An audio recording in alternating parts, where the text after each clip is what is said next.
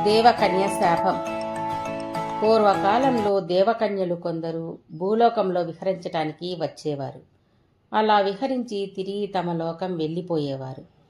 ఒకసారి అలా విహరించటానికి వచ్చిన దేవకన్యలు అడవి మధ్యన విహరిస్తూ వసంతాలు చల్లుకుంటూ ఎంతో ఆనందంగా ఆడుకుంటూ ఉన్నారు. ఆ సమయంలో ఆ అడవిలో ఒక ఋషి అక్కడ తపస్సు చేసుకుంటూ ఉన్నాడు. ఈ దేవకన్యలలో ఒకరు ఋషిని చూసి చిలిపితనంతో ఆ ఋషిపై చల్లటి రంగు నీటిని చల్లారు.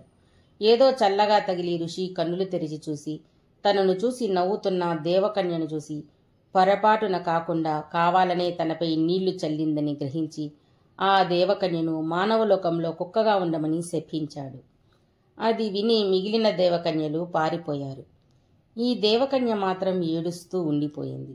స్వామి, నన్ను క్షమించండి, శాపాన్ని ఉపసంహరించండి అని వేడుకుంది.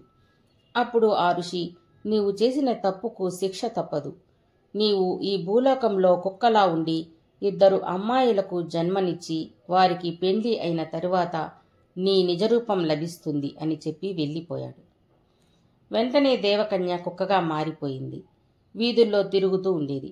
కొద్ది రోజుల తరువాత ముని వాక్కు ప్రకారం కుక్క గర్భం ధరించింది. కుక్క చిన్నగా ఒక అడవిలోకి వెళ్లి అక్కడ ఒక కొండ గుహలో 2 ఆడపిల్లలకు జన్మనిచ్చింది. ముద్దులొలికే పిల్లలను జాగ్రత్తగా పెంచుకుంటూ ఉంది. పగలు ఊరిలోనికి వెళ్లి దొరికినవి తిని పిల్లలకు పాలు ఇచ్చేది. ఇలా పిల్లలు పెరుగుతూ ఉన్నారు. పిల్లలకు నోటితో రొట్టె ముక్కలు, పండ్లు తెచ్చిపెట్టేది. ఈ విధంగా పిల్లలు పెరిగి పెద్దవారు అయ్యారు. తరువాత వారు అడవిలో కాచే పువ్వులు, పండ్లు కోసుకుని పక్క ఊరిలో ఉన్న దేవాలయంలో భగవంతుడికి పూలమాలలు కట్టి ఇచ్చేవారు. అక్కడ దొరికిన ప్రసాదాలు అవి తీసుకుని జీవించేవారు. ఇలా ఉండగా ఒకరోజు ఆ ఊరి జమీందారు గారి భార్య గుడికి వచ్చింది. ఆమెకు కొంచెం అనారోగ్యంగా ఉంది. గుడి మెట్లు ఎక్కుతూ కళ్ళు తిరిగి ఆమె తూలి పడబోయింది. అప్పుడు అక్కడ ఉన్న అక్కా చెల్లెళ్ళు ఆమెను పట్టుకుని కాపాడారు. తరువాత ఆమెకు సేవ చేశారు.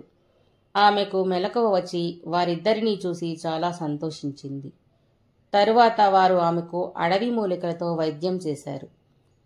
ఇప్పుడు ఆమెకు ఆరోగ్యం బాగయింది. ఆ జమీందారు గారికి 2 కుమారులు ఉన్నారు. వారు ఈ అమ్మాయిలను చూసి వీరిని పెళ్లి చేసుకోవాలి అనుకున్నారు. జమీందారు గారు కూడా ఒప్పుకుని వారి పెళ్లి చేశారు. బంధువులు మాత్రం వారి పిల్లలను చేసుకోలేదని పేద పిల్లలను అని అవమానించారు.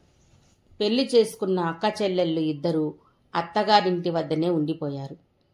కుక్కగా మారిన దేవకన్య పిల్లలు ఏమైనారో ఏమో అని పిల్లలను వెతుకుతూ వస్తూ ఉంది.